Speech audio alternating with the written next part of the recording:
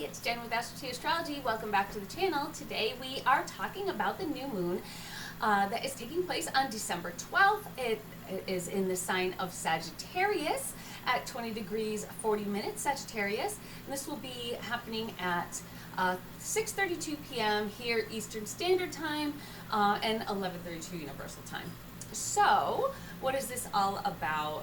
It's all about Sagittarius, new moons. What are Sagittarian themes? So maybe looking for that meaning of life, a way to break free, expand your horizons a little bit, and be adventurous. That's, pretty much sums up a Sag, and learning all you can about something, and even teaching others what you've learned.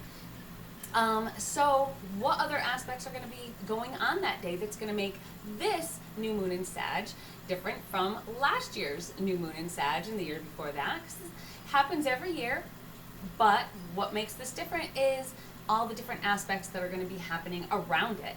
So as far as aspects go, even if they're not exact, they don't have to be exact. So I try and keep a tight orb, and the orb would be pretty much at max 5 to 8 degrees apart. So the tighter the orb, the more powerful the aspect. So what is an orb? An orb is the amount of degrees between an aspect. So for example, with this new moon, we also have Mars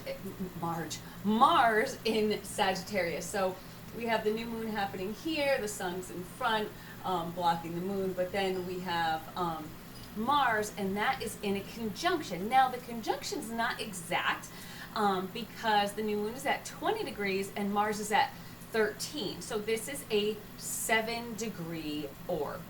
So it's 7 degrees separating. So that means there is a conjunction with Mars, the sun and moon, with a 7-degree orb. So this is relevant, especially because new moons, and the reason, I'm going a little bit bigger of an orb here, I'm gonna usually try and keep it really tight, but new moons are about new starts and new beginnings, and Mars is that initiating energy that's going to initiate these new starts. So with it being in that close orb, it's going to be beneficial to this new moon because it's going to help initiate the things we want to do, what we're going towards, what we're moving towards. So it gives that new moon that little extra, that little kind of jump start, kind of like a kickstart. So with orbs, for instance, it's either the aspect is an applying aspect. That means it's moving together. They're moving towards each other, or it's a separating aspect. That means they're moving away from exact. So if you want to know, which are the fastest planets and which are the slowest planets, so you know how they're moving. So this is actually a separating orb because the sun and the moon are faster moving planets than Mars, so they're moving away from Mars. So how do we know what the fastest moving to the fastest to the slowest planets? So pretty much we go by the Chaldean order, or the Chaldean order. I always butcher that name. So it starts with the moon, then Mercury. So these are the fastest to the slowest. So we have the moon, Mercury, Venus, and then if you think of where the sky is, that would be the Earth, but we put the sun there, then Mars, Jupiter, and Saturn. So this is the Chaldean order. This is helpful to know when finding also the correct decan.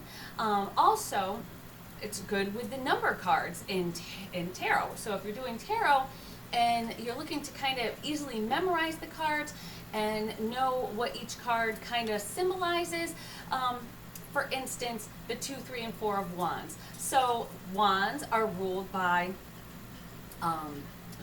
Wands are a fire sign. The 2, 3, and 4 are the first of the fire signs, which is Aries, which is ruled by Mars. So we have the fire sign decan, so that would be, so for number 2, it's going to be that Aries Mars feel. And then for card number 3 of Wands, we have that Aries Sun, and then, or that Mars Sun feel, and then 4, we have that Mars Venus. So you can see the way it kind of changes a little bit. So number 2 is that just initiating, Mars, Mars. Then we have number 3, Mars, and then the Sun, initiating towards our goal, towards what we're moving to. And then we have the 4 of Wands, which is Mars and Venus, like our desires, you know, and, you know, kind of our heart's desire, what will make us happy, maybe money-wise or something like that.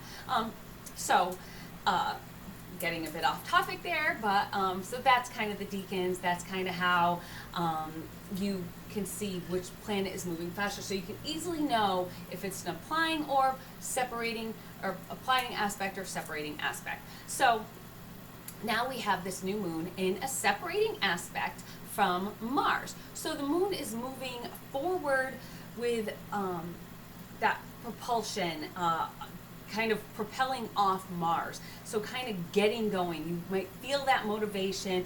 You're planting that seed and off you go. Sag is about learning, higher learning. It's about travel. It's about learning maybe about foreign countries, or even traveling to a foreign country.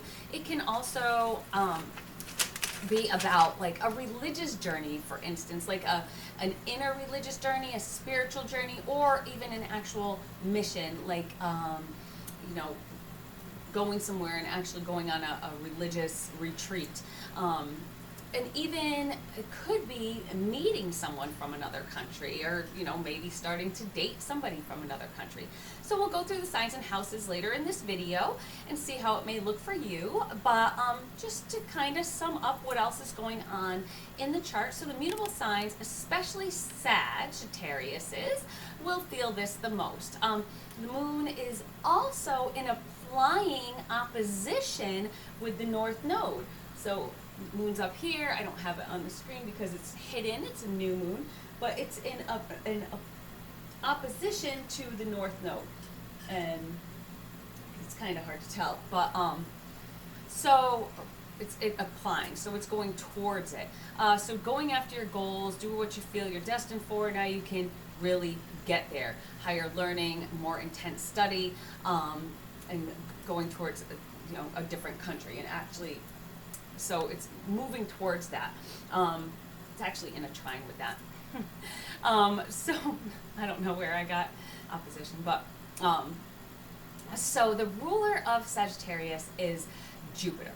So this is a Jupiter kind of ruled new moon, because it's Saturn, but then or it is Sagittarius, but then the ruler of Sagittarius is Jupiter. So right now Jupiter is in Taurus, and it's in an opposition with Venus that's in Scorpio. So that can show by intentions that might be a little too idealistic. So making a big move in a relationship, or in money matters, investing, something like that. Maybe these are the things that you might be working towards, but it's an opposition, so you might be a little bit, leery about different things. So this is, maybe you should wait a little bit. Maybe you should look into it a little bit further. We do have the Mercury retrograde coming up actually the following day on the 13th. So, there's always issues when it comes there. So if you are investing, if you're doing online investing, or, anything like that, something could happen. So maybe I would wait a little bit. Maybe take a little bit of a pause. So this is also true because the new moon is in a trine with Neptune, who is pretty much at a standstill as it is about to station direct. So we have Neptune right here at the end of Pisces here. It's about to station direct, so it's really just standing still.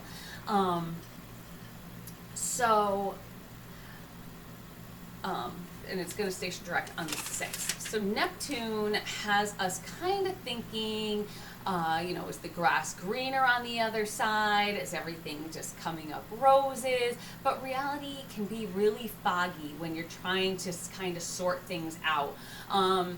We can feel a bit bogged down because we're really, confused and things are foggy. We're afraid to move forward because we can't quite see what is coming up in front of us. So that Neptune just really kind of fogs it up a little bit, even though it isn't a trine. We're seeing things, we see that positivity, we, feel that brass ring there in the future. We want to grasp it, but it's just a little bit foggy and we're just a little bit confused. So picture, for example, that you're in a car and the new moon in Sagittarius, it represents where we want to go. So what we're aiming towards. Like, all right, so we need to go from point A here and we're going to point B.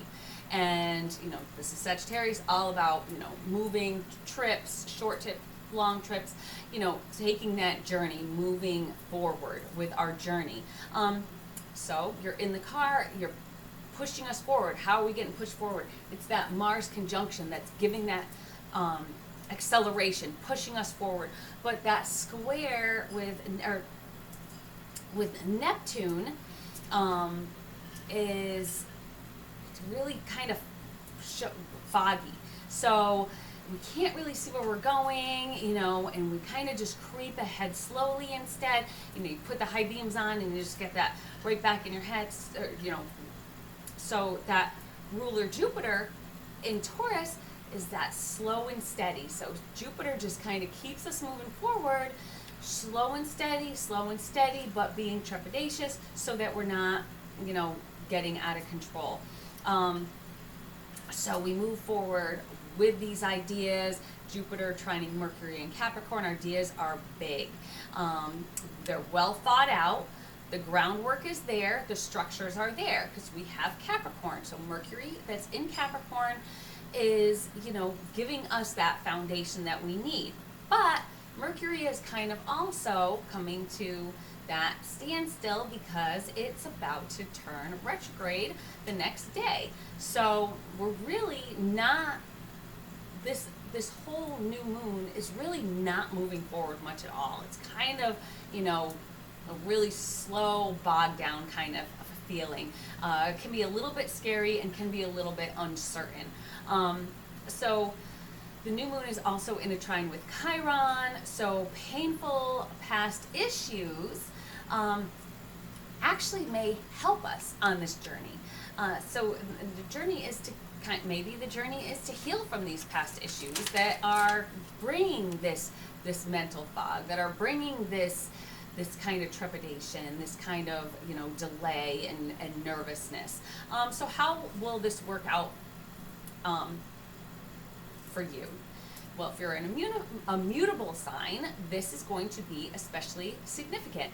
The Sag Sun or rising, this is going to be taking place in your first house. So this is self, kind of maybe an inward journey, trying to better yourself, and how you kind of react to things. This is how you see the world, how you, how you face things. So kind of going on a spiritual journey to kind of face things in maybe a little different way, to help yourself to kind of accept things a little bit differently maybe. So if you're a Sag Sun or rising, this could be especially impactful for you just because of that, because it's that spiritual journey and, where am I going, what am I doing in life, and how am I going to, move ahead. Capricorn Sun or rising, this is going to be happening in your 12th house. So this is going to be, again, kind of this inward. You're uncertain about sharing, unwilling to share maybe, because you're uncertain of how people will take these things. So you're maybe just a little scared. You're kind of hiding what you want to do, holding it in, the 12th house, kind of, keeping things in because you're afraid of those, maybe unseen enemies or unseen events that could happen that or maybe are keeping you from moving forward. So then we have, if you are an Aquarius sun or rising, this is going to be going on in your 11th house. So this is, social, bringing out maybe your own spirituality or religious convictions, bringing it to others. Maybe, and kind of making some new norms, new ways. Aquarius is about kind of, it's a Saturn ruled sign, but it is also about pushing barriers instead of putting up barriers. It's about pushing those barriers and maybe creating new ones, creating like a new norm. So maybe if it is a religion you're getting into, maybe it's kind of opening your mind up to accepting that, but kind of pushing those barriers a little bit within that religion. Maybe not being so strict. If you are in one already and things are strict, maybe you're kind of pushing those barriers a little bit. And how can you do this? And then if we are a Pisces, sun or rising, this is happening in your 10th house. So learning, studying, perfecting your craft, or your career. So, really kind of going outside the box, kind of, trying to go with the flow with your career, kind of trying to feel out some new things that, didn't really make sense before, that you're like accepting a little bit more now. With Pisces, you're a little more accepting, you're a little more, adapting. It's very adapting sign. And you really have a lot of, care that you're putting into it. With that mutable water is, just putting care in and really, just nurturing what we're going to do, and nurturing this, maybe this career, or, what we're moving towards in our career, learning about in our career, to kind of like, rise up. If we are an Aries sun or rising, this is going on in your 9th house. So maybe you're taking the initiative and booking that trip abroad. You're just like, I've been wanting to do this, I'm doing it. Maybe going on a religious retreat, or going maybe back to school, or going back to a religion or spiritual practice that you've done before, or maybe taking action in that way. Maybe there's somebody that you've met that's from a foreign country, and you're gonna go to see them, or you're just gonna actively do that initiative. This is Aries, this is the 9th house, so travel, learning, and all that. So then if you are a Taurus sun or rising, this is happening in your 8th house. So this could be dabbling in the occult maybe, so perhaps something that you've always wondered about, witchcraft, astrology, kind of going about it as a Taurus pace. So, okay, I'm just going to learn a little at a time, and we're going to take this slow, and I'm going to learn everything I can about this, and then maybe move on to something else. This could also be with other, 8th house related issues that you might be having. Taurus is ruled by Venus, so this could be something to do with money, taxes. So maybe you're really trying to get and pay off those taxes. Maybe you've had some problems, or you're trying to figure out how you can, next year you're not going to have that problem. So what can I do to be proactive to, make it so I'm not going to be in debt next year? So then if you're a Gemini sun or rising, this is going to be happening in your 7th house. So committing to a relationship with maybe, again, someone from another country, because this is going to be in Sagittarius, maybe through long and deep conversations. Maybe you're feeling unsure about it if you already are in this relationship, because we have that Neptune there, don't forget. So, we're unsure, is this, really as good as it seems? Is it too good to be true?